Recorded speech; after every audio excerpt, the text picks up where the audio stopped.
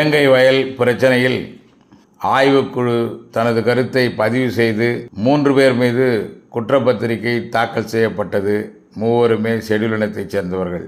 இனி ஷெட்யூல்டு இனத்தைச் சேர்ந்தவர்கள் பிரச்சனைக்கு அவர்கள் போராடினால் தன் மீதே வழக்கு பதியப்படலாம் ஒருவேளை என்ற அச்சம் துளிர்விட்டு எழக்கூடிய அளவிற்கு அமைந்திருக்கிறது இந்த பத்திரிகை.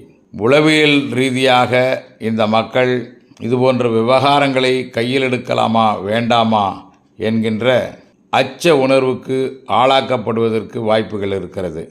எனவே மீண்டும் இந்த வழக்கை தீர ஆலோசிக்க வேண்டும், தீவிரமாக ஆராய்ச்சி செய்ய வேண்டும், உண்மை குற்றவாளிகளை கண்டுபிடிக்க வேண்டும். இந்த பத்திரிகை தாக்கல் செய்கின்ற வரையில் எங்களை போன்றவர்கள் சிபிஐ விசாரணை வேண்டும் என்று கேட்கவில்லை என்பதை வைத்தே எங்களின் நிலைப்பாட்டை புரிந்து கொள்ளலாம். ஆனால் இப்பொழுது நாங்கள் சிபிஐ விசாரணை வேண்டும் என்று கேட்கின்றோம்.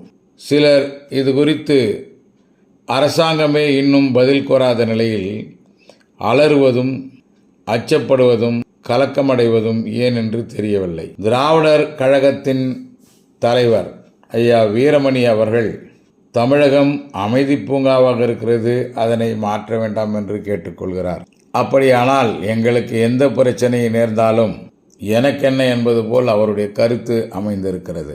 நடிகர் விஜய் அவர்கள் சிபிஐ வசம் ஒப்படைக்கப்பட்டால் இன்னும் காலதாமதம் ஆகும் என்று சொல்லுகிறார். அப்படியானால் காலதாமதம் படுத்தாமல் இந்த 3 மீது நடவடிக்கை எடுக்க வேண்டும் என்று அவர் விரும்புகிறாரா? மேலும் இது குறித்து ஆராய்ச்சி செய்ய வேண்டாம் என்று முடிவெடுத்திருக்கிறாரா? அப்படியானால் இன்னும் தீவிரமாக ஆராய வேண்டும் என்று சொல்வது உதட்டளவில் தானா என்று ஆதி திராவிட பெருமக்கள் தெரிந்து கொள்ள விரும்புகிறார்கள். எனவே மீண்டும் ஆராய்ந்து உண்மையான குற்றவாளிகளை கண்டுபிடித்து தண்டிக்க வேண்டும் என்பது எங்களுடைய கோரிக்கையாக இருக்கிறது.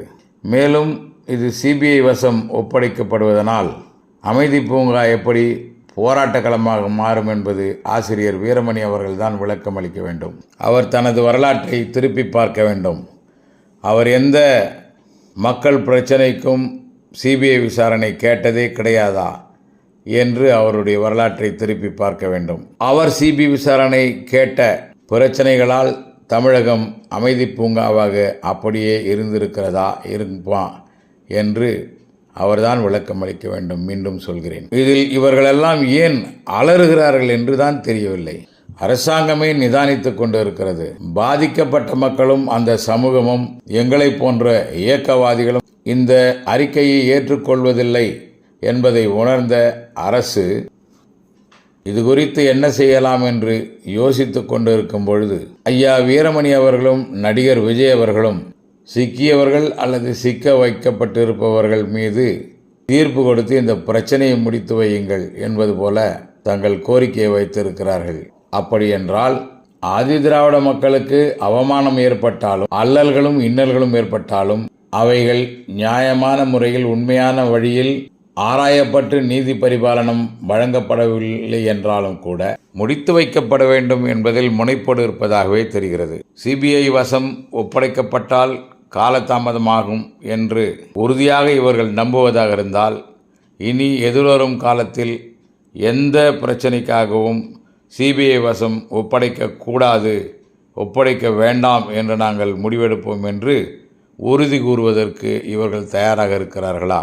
நடிகர் வடிவேலு ஒரு திரைப்படத்தில் சொல்வார், உனக்கு வந்தால் ரத்தம், எனக்கு வந்தால் தக்காளி சட்னியா என்று. இது இவர்களுக்கும் பொருந்தும் என்று மன வேதனையோடு இந்த கருத்தை பதிவு செய்கிறேன். அபயம் என வழங்கும் பாபா சாஹிப் அம்பேத்கர் கலைஞரை பாசறைக்காக ஏஎன் லெமுரியர். ஜெய்பீம். வணக்கம்.